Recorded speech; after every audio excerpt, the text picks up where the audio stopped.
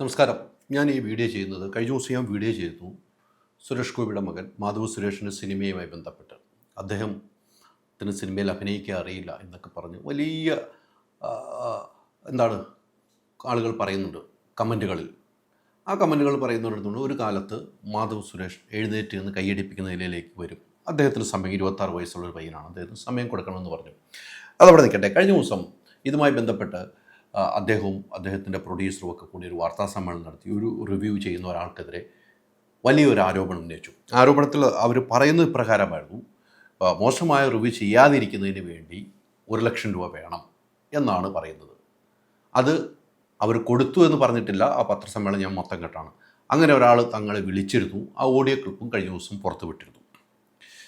എനിക്ക് ഇതേക്കുറിച്ച് പറയാനുള്ളത്, ആ റിവ്യൂ ചെയ്യുന്ന അശ്വന്ത് കോക്കിനോട് പറയാനുള്ളത്, അശ്വന്ത് കോക്കെ, ആ റിവ്യൂവിൽ എൻ്റെ പേരും താങ്കൾ പരാമർശിച്ചു. ഞാനും താങ്കളുമായിട്ട് കുറേ ഫൈറ്റുകളുണ്ട്. പക്ഷേ അത് ജെന്യൂനാണ്. അദ്ദേഹത്തെ അങ്ങനെയല്ല, അദ്ദേഹം ജെന്യൂനായിട്ടാണ് നേരിട്ട്. പക്ഷെ അവിടെയും താങ്കൾ എൻ്റെ അപ്പനിട്ടൊരു പേരുണ്ട്, എൻ്റെ അച്ഛനിട്ട പേര്, അവിടെയല്ല വിളിച്ചത്. താങ്കളുടെ ഒരു ഡിമാൻഡ്, താങ്കളുടെ ഒരു സർട്ടിഫിക്കറ്റ് എനിക്ക് വേണ്ടടോ അശ്വന്ത് കോക്കെ. താങ്കളുടെ സർട്ടിഫിക്കറ്റ് എനിക്ക് വേണ്ട. താങ്കൾ എന്തിനാണ് എന്നെക്കുറിച്ച് പറയുന്നത്? നല്ലത് പറയുകയോ ചീത്ത പറയുകയോ ഒന്നും താങ്കൾ പറയണ്ട. അതൊന്ന് ഓർമ്മപ്പെടുത്തുന്നു. അതോടൊപ്പം ഒരു കാര്യം കൂടെ പറയുകയാണ്.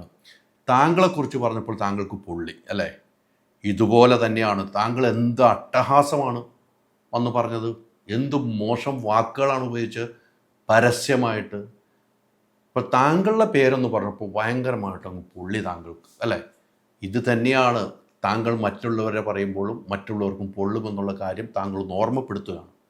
താങ്കൾ കുറേ പറഞ്ഞു, അതിൽ താങ്കളെ കുറ്റം പറയുന്നതിന് അപ്പുറത്തേക്ക് എനിക്ക് സിനിമാ സംഘടനക്കാരോടാണ് പറയുന്നത്. സിനിമയിലെ സംഘടനകളുണ്ട്, നിർമ്മാതാക്കളുടെ സംഘടന, ഫിലിം ചേംബർ, ഡിസ്ട്രിബ്യൂട്ടർ അസോസിയേഷൻ, താരസംഘടന, ഇങ്ങനെ കുറേ സംഘടനകളുണ്ടല്ലോ. എന്തേ നിങ്ങളെല്ലാം ആ മൊത്തത്തിൽ അധിക്ഷേപിച്ചുകൊണ്ടാണ് പറഞ്ഞത്. സിനിമ എടുക്കുന്ന നിർമ്മാതാക്കളെയും സിനിമാ സംഘടനയും മൊത്തത്തിൽ ഇത്രയും മോശമായ ഒരു തെറി പറഞ്ഞിട്ടുണ്ടെങ്കിൽ എന്നിട്ട് എവിടെ സംഘടനകൾ? നിങ്ങൾക്കൊക്കെ നാവില്ലേ? അല്ലെങ്കിൽ നിങ്ങൾ വേല കാര്യത്തിലൊക്കെ പ്രതികരിക്കുള്ളൂ. ഈ സംഘടനകൾ, ഫെബ്ക ഉൾപ്പെടെയുള്ള സംഘടന ഞാൻ പറയുന്നത്, ഇപ്പം നിങ്ങൾക്ക് നാവില്ലേ? എന്തേ നാവില്ലാത്തത്? അപ്പം നിങ്ങളെല്ലാം അടച്ച് ഒരാൾ വന്ന് പരസ്യമായിട്ട് തെറി വിളിച്ച്, നമുക്ക് കേട്ടാൽ അരയ്ക്കുന്ന ഭാഷയിൽ ഒരു സോഷ്യൽ മീഡിയയിൽ വന്ന് പരസ്യമായി അധിക്ഷേപിച്ചിട്ടും ഒരു വിരൽ പോലും ഒരു പോസ്റ്റ് പോലും ഇടാത്ത സംഘടനയുടെ തലപ്പത്തിരിക്കുന്നവരെ, സംഘടനയിൽ നേതൃത്വം നൽകുന്നവരെ, നിങ്ങളൊക്കെയാണ് ഇത്തരം ആളുകളെ വളർത്തുന്നതെന്ന് നിങ്ങളൊന്ന് ആലോചിച്ച് നോക്കണം. അത് നിങ്ങളെയാണ് കുറ്റപ്പെടുത്തേണ്ടത്. അശ്വന്ത് കോക്കിനെ അപ്പുറയും നിങ്ങളെ കുറ്റപ്പെടുത്തണം. അശ്വന്ത് കോക്കിനെ കുറ്റപ്പെടുത്തുന്നതിന് ഒരു പരിധിയുണ്ട്. അതിനപ്പുറത്തേക്ക് നിങ്ങളെ പറയാം. കാരണം നിങ്ങൾ ഏതെങ്കിലും സിനിമയെക്കുറിച്ച് നല്ലത് പറയണം, അപ്പോൾ കട്ട് ചെയ്ത് അശ്വന്ത് കോക്ക് പറഞ്ഞത് നല്ലതെന്ന് പറഞ്ഞിടും. അവിടെയും വളർത്തുന്നത് നിങ്ങളാണ്. അവിടെയും ഇദ്ദേഹത്തെ വളർത്തിക്കൊണ്ടിരിക്കുന്ന നിങ്ങൾ തന്നെയാണ്. അപ്പോൾ അശ്വന്ത് കോക്ക് പറയുന്നതിൽ കാര്യങ്ങൾ വെച്ച് നല്ലത് പറഞ്ഞാൽ നല്ലത്, മോശം പറഞ്ഞാൽ ഉടനെ വലിയ കുറ്റക്കാരനാക്കും അദ്ദേഹത്തെ.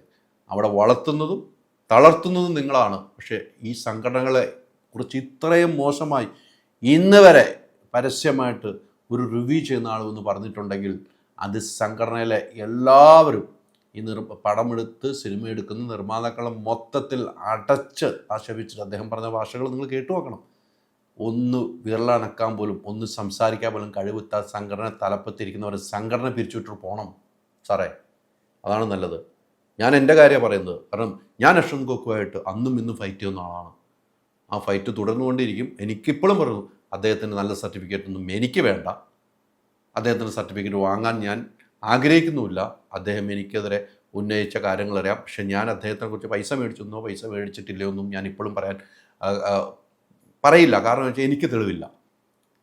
ആരോപിച്ചവർ തെളിവായിട്ട് വന്ന് തെളിവ് പുറത്തു വിടണം. ഞാൻ സിനിമ കൊണ്ട് തന്നെയാണ് കഴിയുന്നത്. ഞാൻ സിനിമയെക്കുറിച്ച് സ്നേഹിക്കുന്ന ആളാണ്. സിനിമയ്ക്ക് വേണ്ടി നിലനിൽക്കുന്ന ആളാണ്. സിനിമ തന്നെയാണ് എൻ്റെ അന്നവും. അങ്ങോട്ടും ഇങ്ങോട്ടും ഞങ്ങൾ കൊടുക്കൽ വാങ്ങലുണ്ട്. അതുകൊണ്ട് തന്നെയാണ് ഞാൻ ഈ സിനിമയുടെ സംഘടനയിലെ ആളുകളെക്കുറിച്ച് ഇത്രയും പറയാൻ ഞാൻ ഇങ്ങനെ നിന്നത്. പക്ഷേ ഇപ്പോഴും പറയുന്നു, സിനിമയെ കൊല്ലുന്ന നിലയിലേക്ക് റിവ്യൂ ചെയ്യുന്നവരാരാണെങ്കിലും നിങ്ങൾക്ക് സിനിമ ഇഷ്ടപ്പെട്ടില്ലെന്ന് പറയാം. ഞാൻ അന്നും ഇന്നും പറഞ്ഞ ഒറ്റ വാക്കുകൾ, സിനിമ ഇഷ്ടപ്പെട്ടില്ലെന്ന് പറയാനുള്ള അവകാശം ഈ ജനാധിപത്യ രാജ്യത്തിൽ എനിക്കും നിങ്ങൾക്കുമുണ്ട്. പക്ഷേ അതിൽ അഭിനയിക്കുന്ന ആളുകളെ കോമാളികളാക്കി അഭിനയിച്ച ആളുകളുടെ വ്യക്തിഹത്യ ചെയ്യുന്ന നിലയിലുള്ള റിവ്യൂവിനെതിരെയാണ് ഞാൻ അന്നും ഇന്നും പോരാടിയിട്ടുള്ളത്. അത് ഇനിയും ഞാൻ പോരാടും. അത് ഒന്നും കൂടെ ഓർമ്മപ്പെടുത്തുന്നു. ഈ കാര്യം ഒന്ന് പറയുന്നതിന് വേണ്ടി മാത്രമാണ്. ഞാൻ 2 ദിവസമായിട്ട് ഞാൻ സ്ഥലത്തില്ലായിരുന്നു. അതുകൊണ്ട് തന്നെയാണ് ഈ വാർത്ത ചെയ്യാൻ ഒന്ന് താമസിച്ചതും. പക്ഷേ അന്ന് ഞാൻ ചെയ്തിരുന്നു. ഇപ്പോഴും പറയുന്നു, ഈ റിവ്യൂ ചെയ്യുന്നവരോട് എല്ലാവരും കൂടെ പറയുന്നു, നിങ്ങൾക്ക് സിനിമയെ മോശമാണ് ഈ പക്ഷേ അതിൽ അഭിനയിച്ച ആളുകളുടെ വ്യക്തിഗത ചെയ്യുന്ന രീതി നിർത്തിയേ പറ്റുള്ളൂ. ഇനിയെങ്കിലും സംഘടനകൾ ഉണർന്ന് പ്രവർത്തിച്ചില്ലെങ്കിൽ നിങ്ങളുടെയൊക്കെ വീട്ടിൽ കയറി അവർ തല്ലും. ആ രീതിക്കാണ് ഇപ്പോൾ പോകുന്ന കാര്യം കണ്ടിട്ട് മനസ്സിലാവുന്നത്. അപ്പം ഉണർന്ന് പ്രവർത്തിക്കും സംഘടന എന്നാണ് ഞാൻ വിചാരിക്കുന്നത്. ആ രീതിക്ക് ഉണ്ടാകുമെന്ന് ഞാൻ വിചാരിക്കുന്നു.